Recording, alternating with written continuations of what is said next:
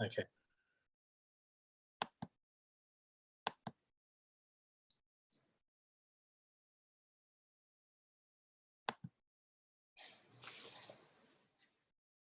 Hello, everybody, and welcome to episode 20 of Bank to the Future Live.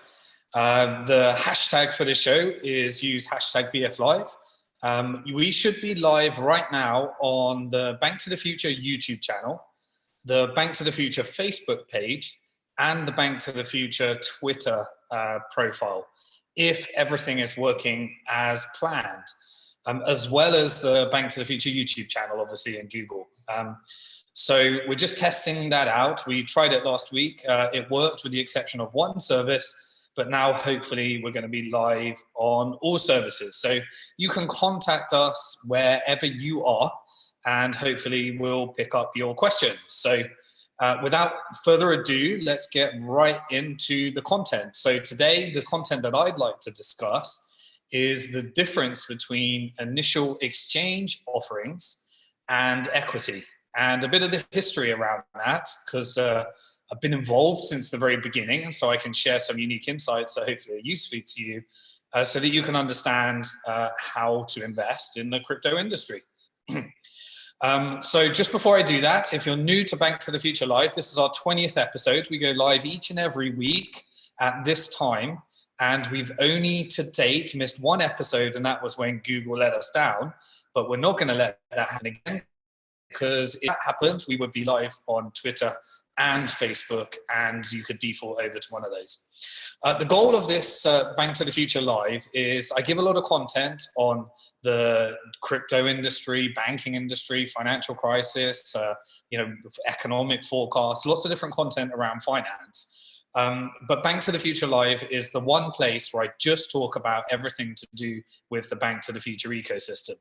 If you're new to that, BnkToTheFuture.com is pretty much the only place to buy equity in fintech and crypto companies. We've been around since very early in crypto, since the very beginning. We also have different parts of our ecosystem. We have the Bank to the Future token, which is our native token that powers the Bank to the Future ecosystem.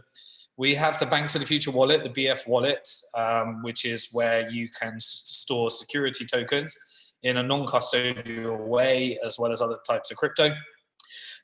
We also have various other products and things, and that I'll go through. The way that the format that we always follow is I'm going to go through some of the latest investment opportunities for our qualifying investors that are live on the platform as we speak.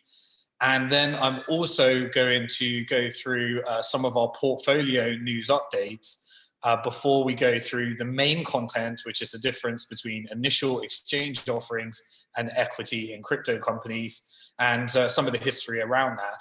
Then we open it up to your questions. So if you've got any questions, try and grab us in our Telegram community if you're there, or get us on the YouTube comments and live stream. Hopefully the format that we're doing this in still allows for live comments. And we've got Irvin over there moderating and going through your comments, and he's going to pick out the questions that you have. If you're watching the recording of this, then please do use the comments. Please share, please like, please retweet. Please do whatever you can do in order to help us reach more people that are interested in investing in the future of finance, because that's what we do. Okay. So another thing worth stating is if you don't want to miss any of these, then please do subscribe to our YouTube channel, the Bank to the Future YouTube channel, and you will be able to get notifications if you hit the bell symbol every single time we go live, so you don't miss a show. So without further ado, I'm just going to figure out how to share my screen quickly.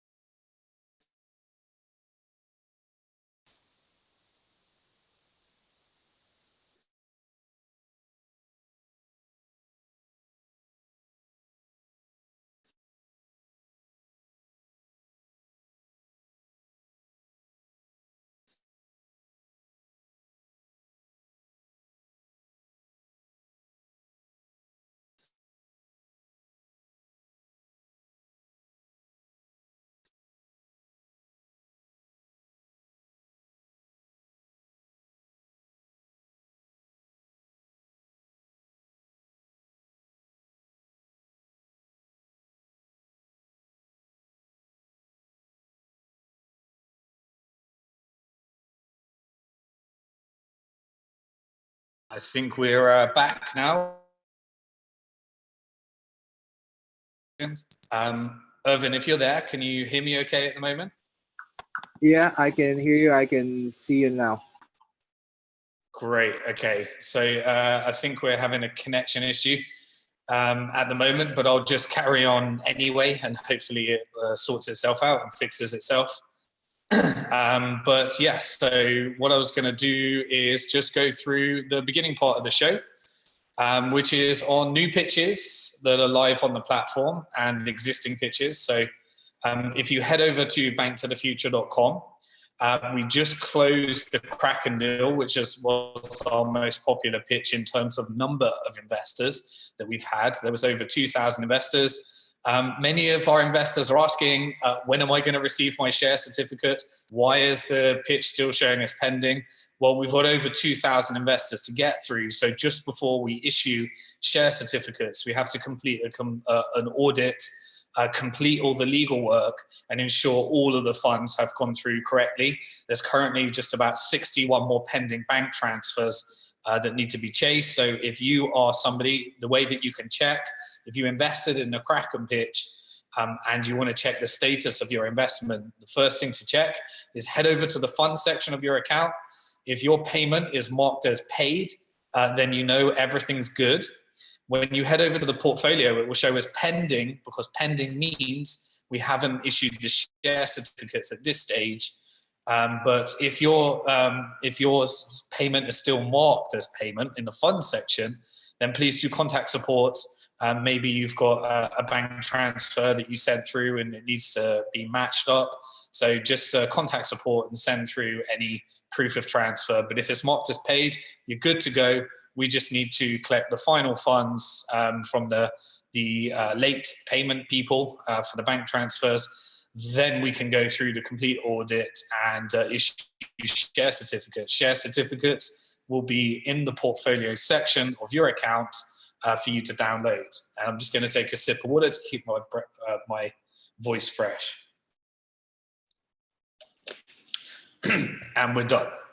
Okay. Another pitch that you'll notice, so if you are not a premium member, you'll notice that the Coin Firm pitch is now open to all. For those of you that don't know, there's a lot of new regulations happening with crypto exchanges. The Financial Action Task Force just made an announcement that crypto exchanges are going to be held to the same standard as banks. And that means having to do additional AML procedures in order to ensure that the correct data is collected. And one of the companies that is leading that process is Coin Firm. They provide an analysis for crypto exchanges to be able to comply with this. And they do that. They're the only company that we know that does that for both the XRP blockchain, the Ethereum blockchain, and the Bitcoin blockchain. And so they also have a service that allows exchanges to track down stolen funds and really track those funds. As you more recently, some of the people behind the Bitfinex hack that happened in 2016, the people behind that were allegedly arrested recently, and Coin Firm's technology can be adopted in order to trace those stolen funds and help retrieve those, I guess, using the technology. So Coin Firm is now live on the platform. The way that it works is deals go live firstly to our premium members. To become a premium member of BnkToTheFuture, you have to hold a minimum of 10,000 BnkToTheFuture tokens on your BnkToTheFuture.com account, or you hold it self-custodial via the BF wallet, and you can connect the BnkToTheFuture wallet and the BF wallet to your BnkToTheFuture.com account. So I know there's quite a few things there. We have the BF wallet, we have the BF platform, and we have the BF token. And those three parts are part of the ecosystem, or you can just use the platform without being a premium member, but then you don't get the head start on all of the priority access deals. And also you don't get the 50% discounted trading fees when buying and selling some of the largest companies in crypto on our secondary market. We have primary markets, and that's what I'm referring to right now. So Kraken recently closed a primary offering. Coin Firm is now live and open to all qualifying investors. And we're just working with the broker-dealer to sign off on a couple of deals for the US. The way that our process works is that deals, before they're open to the US, they have to be signed off by our SEC registered US broker-dealer partner. So we're announcing a few of those, but we do have also for premium members in the next couple of weeks, we'll be getting you. So the way our secondary market works is it's some of the largest, more established companies in crypto. And our next deal, we're going to be sending out to our premium members shortly. So make sure if you want to get a head start on the initial allocations of these secondary deals. Some of the ones we got live at the moment is we had 2 new ones that went live. The first one was, the new one was the BitPay SPV, which gets some news time in our portfolio news update. BitPay is one of the largest and first companies in crypto, and they do the merchant processing so that people can accept crypto and receive dollars or different fiat currencies, so that merchants that are less acquainted with crypto volatility are able to engage with the cryptocurrency. The second one that went live was the Kraken SPV. We had hundreds of investors write into our support that missed the deadline. If you are not from the US, then it's not too late. You can now head over to the secondary market for Kraken, and you can get yourself an allocation from an earlier seller in an earlier round of Kraken. Now, anyone that just invested in Kraken on our primary market, you're still subject to the lock-in periods, so you're not able to sell on the secondary market at this stage. It should be treated more as a long-term investment, and they're subject to the lock-in periods, which depends on the different country that you reside in. Other deals that are on the BnkToTheFuture secondary market is the Circle SPV, the Bitfinex SPV, the Coinbase SPV, and the Ripple Labs SPV. An important point, if you're new to our secondary market, you're not actually buying and selling shares in the underlying company. You're buying and selling shares in a special company that we operate at BnkToTheFuture.com that is backed 1-for-1 by a share in the company or an indirect investment in one of those companies. So it's backed by the shares, but you're not actually trading those shares. The reason for that is none of these are public companies, and in order to be traded on a national stock exchange, they need to first go public, which is one of the exit strategies that may occur when investing in earlier stage equity. So that's an update on the BnkToTheFuture secondary market. Just before we go through the main body of the content, I'm just going to head over to the screen share so that we can just share some of the portfolio news. Bear with me a second. Hopefully you can see both me and the screen right now. The very first bit of news is from our blog. The BnkToTheFuture to a Medium blog. We've just set Medium seems to be a place where people are now gaining, being used to Medium for those of you. But new from the blog, I gave an interview on TV, and we shared the interview there from speaking at the Malta blockchain conference. So you can check that out, where we talked about security tokens, the secondary market, and other things. Other portfolio news we've got for you. Here was a news on an interesting article.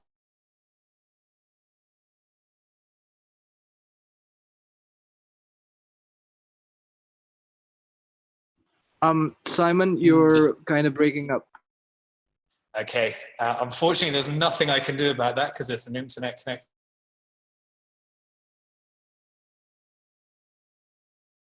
Camera off, that might help. Let me figure out how I can do that.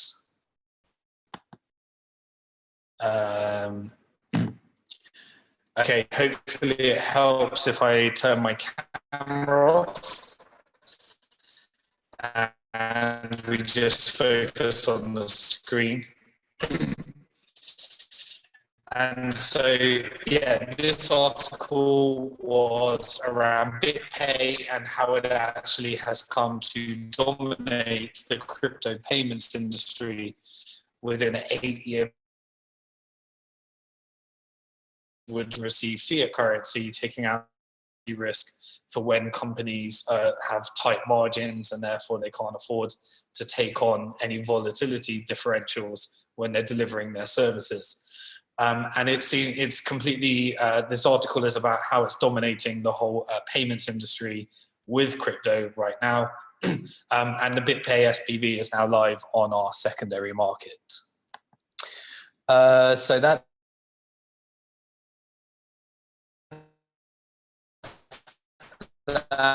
news. The other piece of portfolio news was Cloudflare is a common service used in order to prevent DDoS attacks and nefarious attacks on many crypto companies.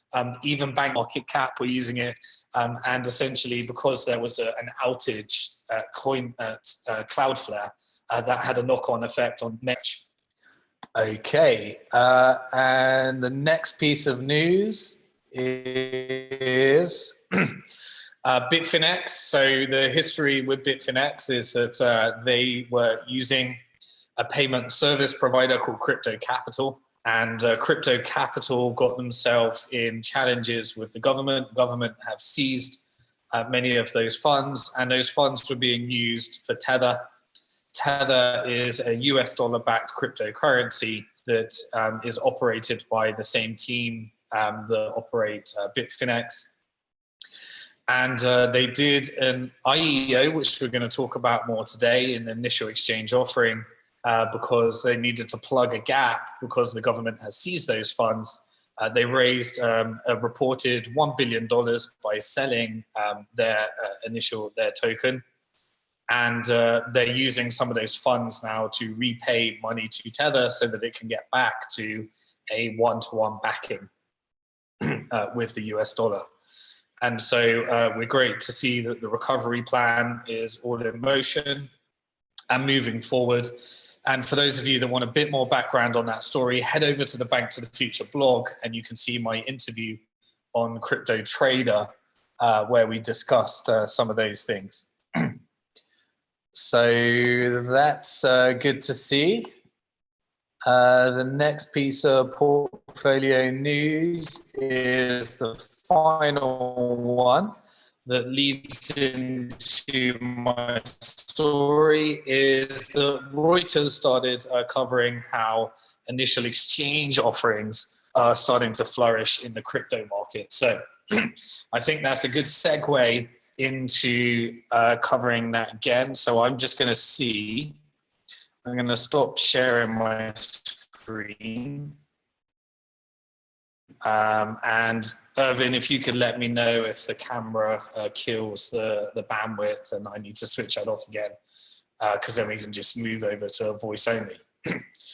So 2 more segments that we'd like to go through. Get your questions ready. If you've got any questions, we'll be covering those in the second half of this segment. But now I wanted to go through really giving investors an understanding into the difference between initial exchange offerings and equity investments. We come from a unique position in order to be able to give this because we've seen the birth of all of these products. To give you a bit of the history, so, you know, Bank to the Future has been investing in the industry. One of our first investments was into BitPay. And that was as a result of me speaking at the very first Bitcoin conference in Prague. And Tony Galippi, the founder of BitPay, was there at that very first Bitcoin conference, sharing his vision behind BitPay. And since then, really, Bitcoin was the only industry at that time. But approximately around about 2012, I would say, 2012, 2013, probably a little bit earlier, there was lots of talk on Bitcoin around this concept called colored coins. And colored coins were a way of adjusting Bitcoin in order to add unique identifiers to them that allowed you to essentially do more things with Bitcoin than just currency transactions and value transfer. And this got a lot of excitement at the time. Prior to this, there were a couple of companies that were operating actually illegal crypto-based stock exchanges. They were based upon an incorrect assumption that if it's using Bitcoin and using crypto, it's not a security. And therefore, you could create a stock exchange on top of Bitcoin. But they got shut down by regulators. If I remember correctly, I think this was 2011 or 12 now. There was a company based in the UK called the Global Bitcoin Stock Exchange, GBSX, I think. I can't remember exactly. I'd have to look in the archives a bit more. But this was the first company that came up with this idea. And all of the crypto companies that had different mining companies, they were doing what's called IPOs, where they were going public but using the Bitcoin blockchain. There was another one I remember that was launching crypto bonds and crypto stocks, and the company was called Crypto Stocks with an X, I believe. All of these services were later shut down by regulators because they made the incorrect assumption that if you launch these investment opportunities on a blockchain, that they're not securities and they don't need to be licensed. The assumption was incorrect, as they got shut down and taken down by regulators. Now, at that time, there was lots of talk around this concept called colored coins. And colored coins were a way of trying to do this in a more decentralized way using the Bitcoin blockchain. And one of the people that were very interested in the colored coin project were a couple of things. There was one, I think the internet keep getting messages. If not, I'll have to switch off the camera, I think. I'll carry on. And one of the projects was called Mastercoin. And Mastercoin was essentially using Bitcoin in order to build a protocol that sits on top of Bitcoin that allows you to create these digital assets on top of Bitcoin. And one of the people that was very interested in the project was someone called Vitalik Buterin, who was working on a little project called Bitcoin Magazine. And Vitalik teamed up with David Bailey, who runs Bitcoin Magazine now, and started getting really interested in the different things that you could do with Bitcoin. Eventually, he realized that the Bitcoin blockchain, he couldn't get the changes that he wanted in the Bitcoin blockchain in order to allow for some of the specific use cases. And the Mastercoin project did the very first, what was known as an ICO. And an ICO is an initial coin offering whereby it lives on top of Bitcoin that was a different asset, and people could use their Bitcoins in order to buy Mastercoins. This was the first initial coin offering. I can't remember the exact amount that it raised. I think it was it was a few million at the time, but it was a very big news in crypto at the time. Got the attention of Vitalik, and Vitalik started looking at how you could take this product further. And eventually he started a project with the Ethereum Foundation called Ethereum. And Ethereum essentially reached out to the Bitcoin community and said, we'd like to build a purpose blockchain just for being able to issue these digital assets, issue smart contracts, and all the excitement. So the excitement moved from colored coins to Mastercoin and then eventually Ethereum. Now, the Ethereum ICO was a real groundbreaking time in history. It raised, if I remember correctly, about $18 million worth of Bitcoin. It was all funded by the Bitcoin community using Bitcoin. But this was during not this bear market, but the bear market before. And the value of those Bitcoins kept going down. They obviously didn't have any banking. Tether wasn't really a thing. Tether was actually built, one of the very first tokens that was built upon the Mastercoin protocol. This was later rebranded. Mastercoin was later changed to Omni. And Omni is now what the protocol that Tether still exists on, as well as lots of other protocols like Ethereum and EOS and Lightning and various other protocols. So at the time, the first one was really Tether, but Tether had very low volume. Hardly anyone was using it. The concept of a crypto-to-crypto exchange was dominated by companies that all went bust, like MCX Now and Cryptsy and all of these different little companies. But then Ethereum came along, and the price, we were in a bear market at the time. The price of Bitcoin went down from approximately $1,250 to a low of $250. And Ethereum almost went bankrupt, almost ran out of all their Bitcoin trying to create it, but they eventually got it launched. And then it took a couple of years until it became something that people started to use to actually issue tokens. And then really it wasn't up until around about 2017, probably 2015, 2016, people started to create these tokens. But then this concept called an ERC20 standard came along, and we had this kinds of tokens were being created on top of Ethereum, and billions was being raised, all outside of people that weren't really considering securities laws. It was technology people without any finance background coming along, and because other people were doing it, everyone was copying each other, and they weren't really trying to do anything in compliance with securities laws. Throughout this whole time, BnkToTheFuture was investing in different companies in the ecosystem. We were allowing people to invest in equity in many companies that have now gone on to become unicorns, and we've done approximately 120 different equity rounds. Now, some of those companies were issuing tokens. Examples are companies like Factum, Storage. The people were able, our investors, our qualifying investors, were able to buy into the equity in the company, which means that if the company exits in the future or creates huge value within the company, if the company pays a dividend in the future. Also, what we started to notice is if the company issues a token, sometimes that company might own a lot of those tokens. And if the value of those tokens increases over the time, then so does the valuation of the equity. But the only difference is that equity is not an extremely liquid product. There's no easy market to buy and sell equity, which is why later in 2019, we started to launch now our beta secondary market, where we could add more liquidity to equity for people that were buying and selling these shares in companies that qualified to invest, that we were doing in our best efforts to comply with securities laws and get ourselves registered and onboard people through different regulated partners and registrations that we have.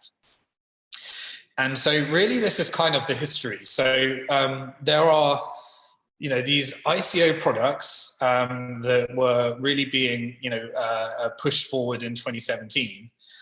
When we started, if we ever sold any tokens, we had a process to do it in compliance with securities laws, so that the initial sale of the token was done in compliance with securities laws via what's called a SAFT, a simple agreement for future tokens. If you check out previous videos, one of the BnkToTheFuture live episodes, we go through all the different types of products that you can invest when investing in this. And essentially it allows you to sell tokens in compliance with securities laws, but then that token, when it's live on the product, is used, it can be used as a utility token. It can trade on a crypto exchange.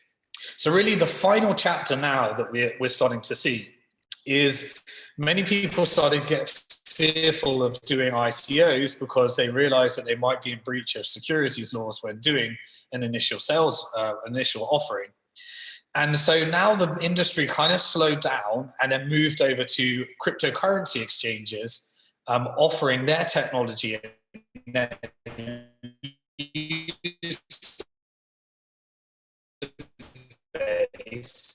in order to offer these tokens. Kind of completed a part of the due diligence. The questionable part of that will need securities licenses in order to do. It's not clear in different jurisdictions whether it is, if it can be used on a product, whether it is a utility token or whether people are investing in it. And so when you're purchasing tokens in an IEO, you're not meant to be investing because it's not sold in compliance with securities laws. It's meant to be a distribution for people that want to use those tokens. And if people are investing, then it could be considered a security. Hopefully the internet's still working. I just got a few bumps, but I'll just carry on anyway. And so this is really a point of friction and change for the future. And so really now things are being sold as securities, as investments, known as security tokens. But if they're a security, then they cannot trade on a traditional crypto exchange because they were sold as investments. And so this is a real friction point where all of the jurisdictions around the world are trying to figure out what they're going to do about this. And then the final piece of the puzzle that you're seeing right now is, so exchanges, crypto exchanges, allowed to do these offerings as long as people are not investing in them and they're not investments. Crypto security token exchanges are now saying, well, they are investments, people are investing in them, so then they're being sold and traded in compliance with securities laws is the goal. BnkToTheFuture has always operated in compliance to the best, as a compliance-led company to the best of its ability. That's why it's been around for so long, to offer equity in companies. And also, if we ever do sell security tokens or tokens that are sold in compliance with securities laws, we do that understanding the securities laws because we've been involved in securities for such a long time. And really, this is a changing industry that's going to be defined over the years ahead. But those are the differences and the differences in risks. Now, people love tokens because they can be liquid. If there's got a use case, then you can benefit from any growth in the network. BnkToTheFuture token is an example of that. We did the initial sale in compliance with securities laws, but we didn't launch a token until it was usable and people could purchase it on crypto exchanges for use on our network.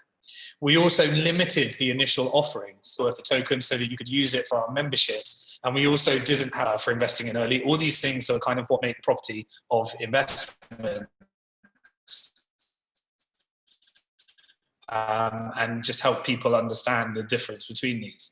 So the BnkToTheFuture token is now a utility token exchange offering because we believe that the initial allocations need to be treated as investments, as securities. But this new industry is emerging where the exchanges are now taking on doing those initial sales of tokens and not treating them as investments. And then you've got the security token offerings where they're treating them as investments and people are able to engage in it in compliance with securities laws. So really, that's a bit of a brief history, long history of these different products and where the market is right now. In terms of BnkToTheFuture.com, what we've always tried to do is position ourselves whereby we can adjust to the demands of investors, but make sure that we're always trying to stay one step ahead so that we can be here for the long term. And so equity has always been our bread and butter. Many of these companies might launch tokens and equity holders can benefit from that, but they don't get the short-term liquidity of it being on a crypto exchange. But now what we're changing is the fact that if a company becomes more established, then we're allowing for people that own the equity via one of our special structures to buy and sell that on our secondary market. Which is giving an additional source of liquidity to that. It's low liquid right now because we're still in beta, but once we come out of beta, we're going to be doing more options for deposits and withdrawals and automating a lot of the compliance process so that the verification can happen quickly, a lot faster, now that new financial technology companies to still comply and be able to, to speed up the process a lot using financial technology. And so also we did Rootstock or Telegram, then we can sell those tokens in compliance with securities laws through the SAFT to qualifying investors. And also as security token ecosystem evolves, we're able to offer those as securities. And recently we made an acquisition of the altcoin.io platform that were the technology team that built the very first atomic swap between a Bitcoin and Ethereum. and a self-custodial exchange that we'll be using in order to launch our self-custodial security token exchange in 2020. And it's very important for us to remain BnkToTheFuture token as a utility token so that we can use it throughout this ecosystem and other people can use it as they choose. So hopefully that sheds some more light on some of the differences between the different products. At BnkToTheFuture.com is our new BnkToTheFuture identity solution, where essentially we can take a lot of the compliance solutions and network of broker-dealers and other exchanges, such as our self-security token exchange, can use that integrated with the BnkToTheFuture token ecosystem, because we believe that at some point, a lot of these crypto exchanges are going to want to comply with securities laws, adjust to being security token exchanges, or add that as a side product. And we think that we've got the ability to support those. And a lot of those companies we are shareholders in. We did funding rounds in their equity, and we're here to support the ecosystem and the growth of the ecosystem and build more and more use cases and utility for the products that we're building and the BnkToTheFuture token. So hopefully that gives you some insights on some of the challenges, some of the benefits, some of the pros, some of the cons of investing in these different asset classes and different things that come along.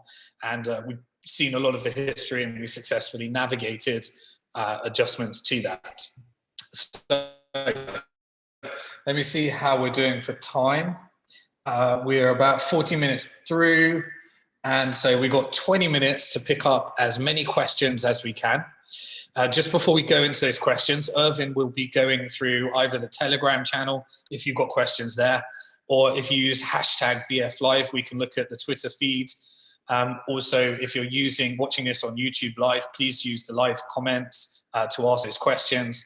And if you're watching the recording, we can try and go back to previous episodes and see if we can pick up some of those questions from either Facebook or Twitter or YouTube on your terms, really. So, Irvin, hopefully you've picked up some questions from that, and we can pick up as many as we can before we close this off.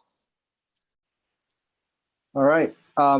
So the first question is, who decides the valuation when we invest in a convertible note? Okay, so a convertible note is another product. If you check out previous episodes of BnkToTheFuture Live, we go through all the different ways of investing in crypto companies. One of them is a convertible note. So this is the way a convertible note works. When you invest in an early stage company, it's very hard to know the valuation of that company, because the answer to what is the valuation is just what someone is willing to pay and what the company is willing to sell their equity and shares at. But earlier stage in the company, there's lots of friction between investors and the company. The company wants to set a higher valuation. The investors want to get a lower valuation so they get value in the potential of growth. And they don't want to invest too high because there might be something called a down round, where later they sell equity at a lower price and then they get a lower, paper value. So the way around this is Silicon Valley kind of developed a product called a convertible note. And a convertible note says that the investor is essentially lending the money, but they never really have intention of recalling the loan, because what's going to happen to that money is later it's going to convert to equity. And then you have these three concepts called a valuation cap, which is the maximum valuation at which it converts to equity, an interest rate, which is an amount of that will be paid in equity usually. So you get additional shares for the time frame that it took to convert the note to equity, and a discount rate. And so you normally get a discount to what the equity investors get in the next round. So then it's who actually sets the valuation was the question. Well, at this stage, a professional investor might be able to value the company as the company makes more progress. And so our model at BnkToTheFuture usually is that we look for a professional investor, a venture capitalist, someone that does this by career, a professional angel investor, to make a follow-on investment. And then they do a large negotiation process, a due diligence process, and the company and the professional investor agree on a valuation. Not only do they agree, but that professional investor transacts, puts their money up, and therefore that sets the price. That price becomes what determines the valuation. And that is a negotiation between the company and the investor reaching a price at which they want to invest into. And really, this is how pricing events happen. And the reason that it's a bit, tricky, whereas in traditional crypto markets, there's always a buy and sell. In public markets, there's always a buy and sell, so you can set live prices. But in private markets, there isn't. So sometimes you can wait a long time. The value of the company might have gone up, but that won't be reflected in any kind of way where you can see a share price. So that's a constant area of friction, which is another reason why we created the BnkToTheFuture secondary market, so that OTC traders, buyers and sellers being put together, can determine another parameter for determining the price of the special company that is backed and owns shares in the underlying company. So the long answer to your question is the price is determined when they do the next funding round. The way that funding rounds in private equity works is you tend to have a seed round, then what's known as a Series A, which is when the company's progressing, a Series B as the company gets more mature, all the way through to companies like Coinbase, which are on about Series E right now, where you raise more and more at hopefully higher and higher valuations. And each time they raise, it creates a new pricing event, which sets the benchmark for how much the equity is worth based upon a new professional investor investing in that round. Next question, Irvin. All right. So next question, which is the most liquid investment product available on BnkToTheFuture? We've got a couple of ways of doing this. So for example, if you invested in a security token, then that would head over at that point, for example, the lottery.com token heads over to a security token exchange. Those security token exchanges at this point, there is no liquid, very highly liquid one. The second one is if we did a SAF, whereby you received a token. For example, we did Telegram, which hasn't issued it yet, Rootstock Rift token, which has issued it, and that's trading on crypto exchanges now, like Bitfinex. But then you got more liquid ones, like one of the very first one we did is an Ethereum mining product, and obviously that Ethereum is traded on lots of different crypto exchanges, and it was one of the most lucrative investments on BnkToTheFuture. We also more recently did the Leo token, which is Bitfinex recovery token from the situation with crypto capital. And that's getting more and more liquidity is happening on different exchanges. But then you've got equity. And by far the most liquid one on our secondary market at the moment is Bitfinex. And the reason for that, my guess, is that many people see it as undervalued because it's been through so many challenging things over time relative to the other companies. And so people are seeing value in the fact that they believe the market is undervaluing it on the BnkToTheFuture secondary market. Another reason for the liquidity is because at the moment in beta, the only way to deposit funds in order to trade and buy and sell on the secondary market is using Tether. And we haven't opened up fiat deposits yet and additional ways of trading, which we'll have on our securities token market later, where it can be paired to cryptocurrencies like Bitcoin and Ethereum. At the moment, it's paired to the dollar, and the only way to get in is using Tether. So that is a more sophisticated investor that's kind of used to those types of things. It's not that hard. But we imagine liquidity and some of the other things. So because Tether is part of Bitfinex, we imagine there's more people comfortable with that, and they see value in the fact that they think the valuation is undervalued. And there's been a lot of volatility in the price, and there's been very large returns made in that. There was, at the peak of some of the challenges with Bitfinex, I think the price went down to a low of $1. And that was valuing it, at $1, and then now I think it's up to approximately $11, and lots of things in between. So Bitfinex is our most liquid market in beta at the moment.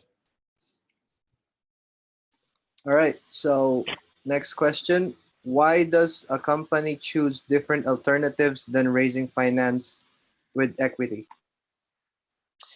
The simple answer is companies will go with wherever it is most easy to actually raise that funding. So originally, businesses used to go to banks and they used to borrow money, but then banks got into the business of just lending for property and stopped lending money to business. Originally, equity was really the only way that you could raise funding until tokens came along and created disruption in the equity markets, whereby you could sell a token without having to sell any of your equity, which is traditionally where a lot of the value is in the equity.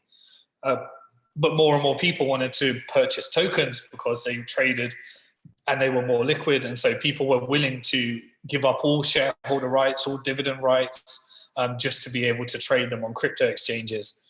And now security tokens is, so essentially it follows liquidity. So people will sell products and raise funding in the way that there is the most investors that are willing to invest.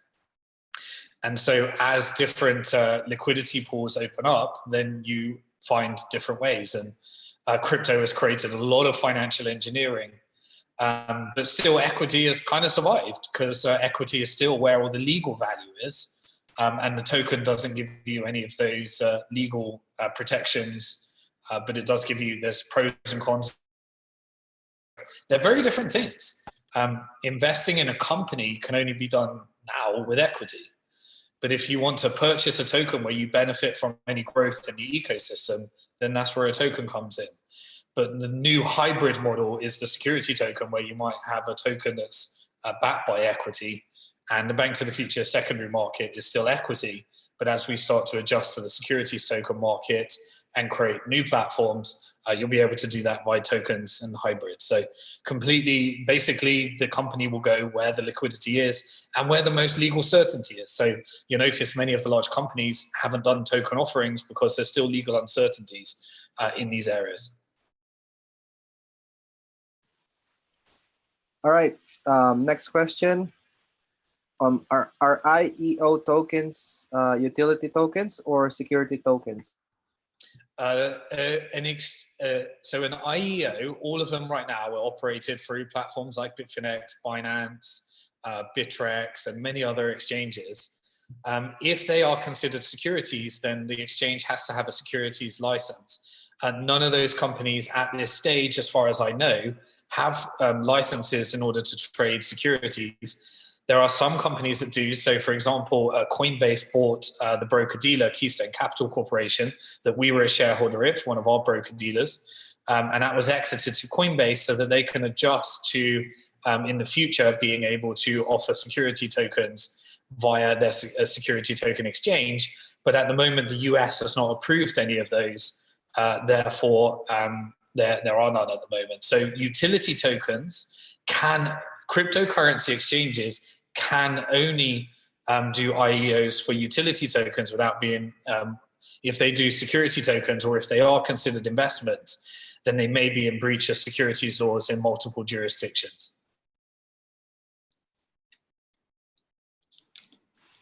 Okay, so we got a question from the live chat. When are we going out of the beta?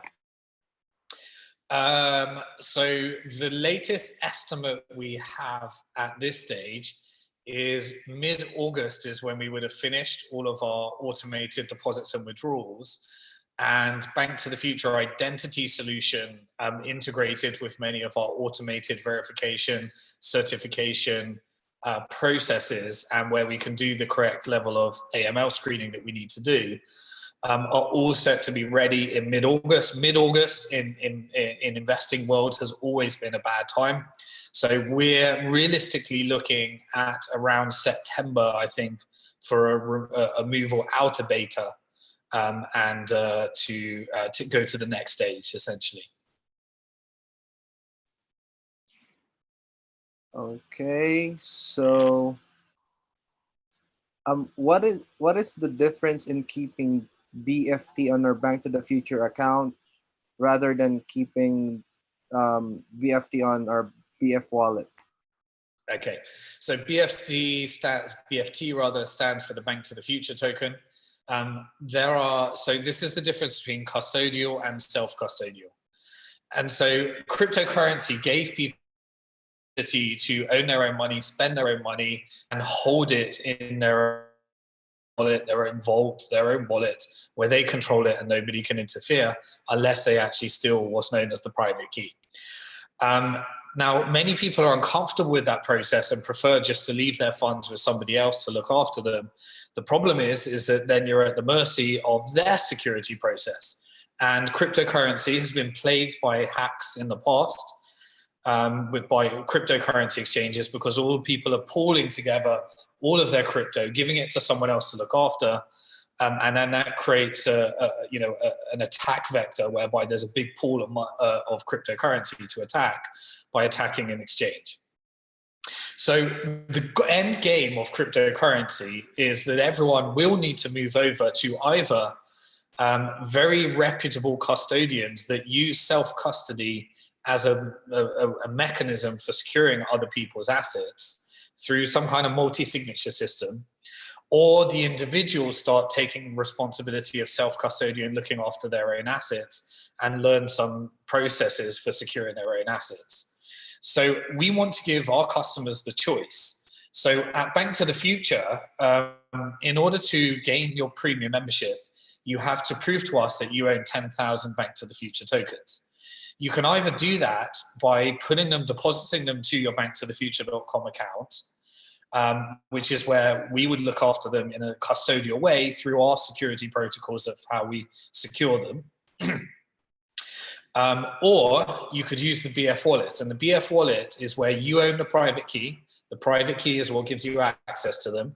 You create a backup phrase in case you lose your phone. And that backup phrase is essentially a way to access your private key from a new device. You keep that safe and secure somewhere offline, written down, and that is used as a backup. But if you lose the private key, you lose the backup, you lose the tokens. But in exchange for that, you get to control them yourself. We've built a feature where you can download the BF wallet, you can deposit your tokens to your BF wallet, self-custodial, you own the private key, you hold the keys, and you can connect that to your BnkToTheFuture.com account. We can't pull out money or anything, but we can just see and read the balance so that we know, and then you can access premium membership. The other advantage to holding them on BnkToTheFuture.com is that you can use them to pay your trading fees when buying and selling on the secondary market. And if you pay with BnkToTheFuture tokens, you get a 50% discount on trading fees, and you can determine whether you think the price is undervalued, overvalued, and time when you pay those fees based upon the crazy volatility that we see through utility tokens and on cryptocurrency exchanges. So how are we doing for time? We've got 5 minutes, so we probably take one more question or two, depending on how we do for time. Okay. Next question.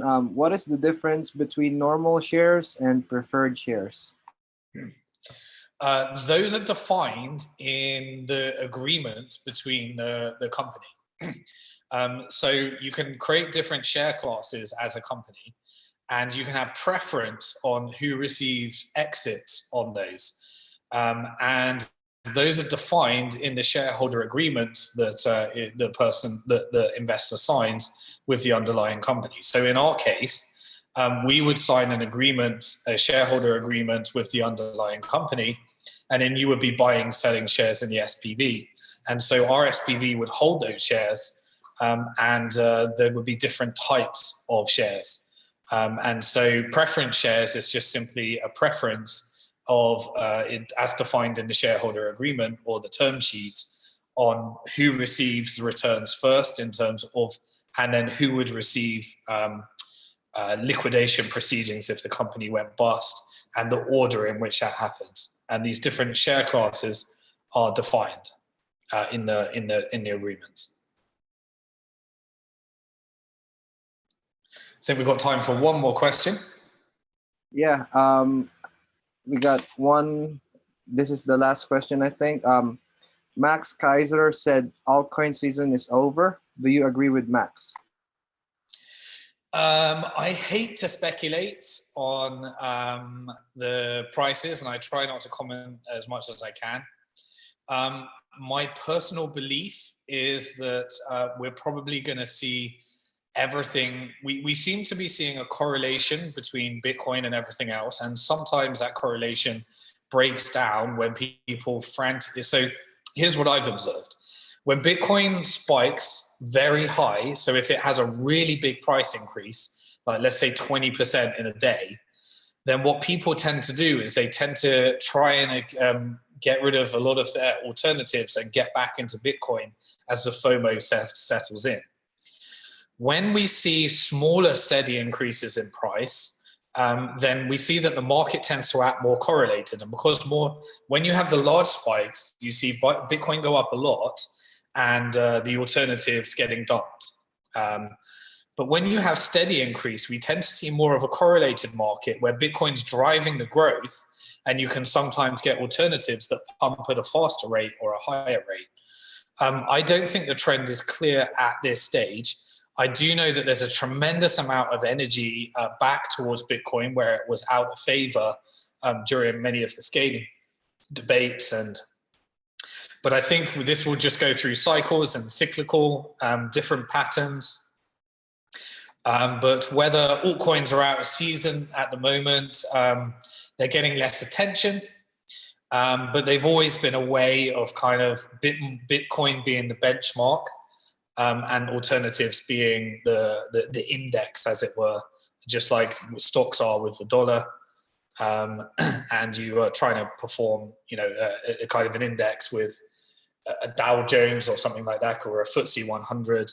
And then different stocks are trying to outperform those. And I think you're kind of going to see a similar thing with that. But the opportunity for hyper growth, hyper losses will always exist within the alternatives. And Bitcoin is kind of this steady thing. But as that starts to get, more hyper growth or hyper losses, you start to see different effects around it. So I don't want to give specific suggestions. I can't give financial advice. It's up to you to choose what you do in the market. All I can do is share some of the observations that we see. And the key, as always, has always been the prudent way of doing things without giving financial advice is to be diversified, to take an investment view. And the reason we created Bank to the Future in the very first place is because we believe that the future of finance was going to look very different from the past. We believe that every single financial product was going to disrupted one at a time through technology, and we believe that fintech companies were going to take the disruption of a multi-trillion-dollar industry. We wanted, personally, I wanted to invest in lots of different things. I wanted to be diversified, and Bank to the Future gave us a way of doing that. And as the Bitcoin industry diversified into more of the crypto industry, there's lots of different ways, lots of different opportunities, and things move at the fastest pace we've ever seen. And I really think we're seeing disruption at the highest level and one of the most exciting times in financial history. So thank you for all those questions. Thank you, Irvin, for moderating. Sorry about the internet connection. I know I've been promising it for a long time, but we did actually have a satellite installed here. It broke, it didn't work, but the people are coming over here on Tuesday next week, and they have promised me that this time it's going to work. And so I don't want to promise anything, but hopefully episode 21 of Bank to the Future Live, the satellite internet's going to be installed, and we should be ready to rock and roll without these problems and interferences that we get. I guess one of the downsides of living on an island. So that's going to do it for episode 20 of Bank to the Future Live. Thank you for your time. Please do like, share. Please do let us know what you'd like to see in future episodes. Subscribe to the YouTube channel. Hit the bell so you receive notifications. Check us out on Telegram if you've got any questions there in the community. Yeah, we'll see you on the very next episode, on episode 21, this time next week. Thank you for your time. Thanks to our team. We look forward to progressing and seeing what comes next. And hopefully I'm going to be able to figure out how to turn off all these different ways of broadcasting on Twitter, YouTube, and everything else. Adios.